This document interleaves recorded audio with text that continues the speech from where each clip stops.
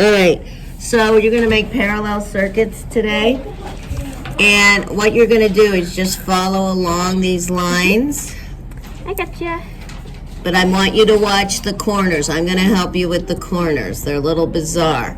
And you know to just peel off a little bit at a time, right? Because of the adhesive at the back, so you don't, a lot of people peel off too much. Yeah. So make sure, try to do a little bit at a time. And then I'm gonna show you a little trick around the edges. Did you make it around your turn okay? Yeah. Okay. So what you need to do is, especially around this, oh, you don't have to go that far. So that's what, you bring it away from it and then fold it on itself. See how it just makes it neater? Yours is gonna work. You made it one continuous piece. You see that there's like, it looks like even copper tape on the top of that?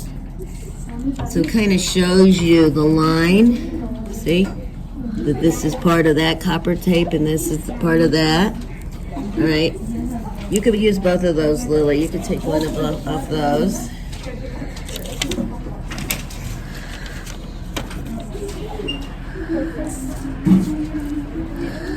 A lot of peeling for this activity, isn't there? Other than your thing. That's positive. This one. And which is the positive of the battery? This side. How do you know? Because It says a plus. Yeah, and I also look at the smooth. So let's see if it lights up. Yay!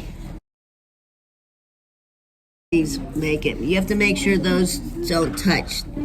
They have to be parallel the whole time, and don't break it. It has to be one continuous piece of tape. Come back this way. So these two can't, oh, that was a good move. Nice way to correct, don't rip it though. Good, that's a way to correct your mistake. All right, you're almost ready for your Chibitronic. You might have to do it hold on, I just need another piece. this way, across it, not down. The same direction as the piece that's there. Did you put one on the top too? Yes, right there. Okay.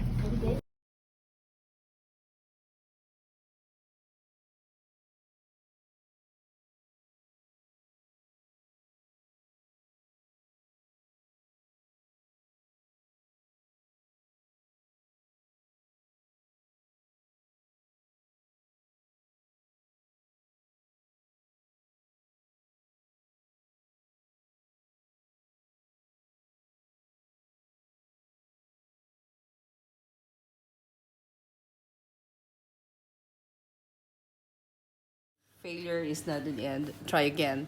So I made this one.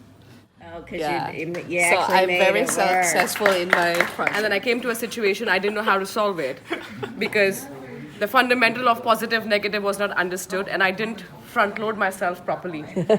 Meaning I didn't follow instructions, which I guess you would find many kids like that who would go all out there, I want to be creative, and then not knowing what to do. So these teachers here helped me and him to understand the basics of, what is positive and what is negative and how do I build that line.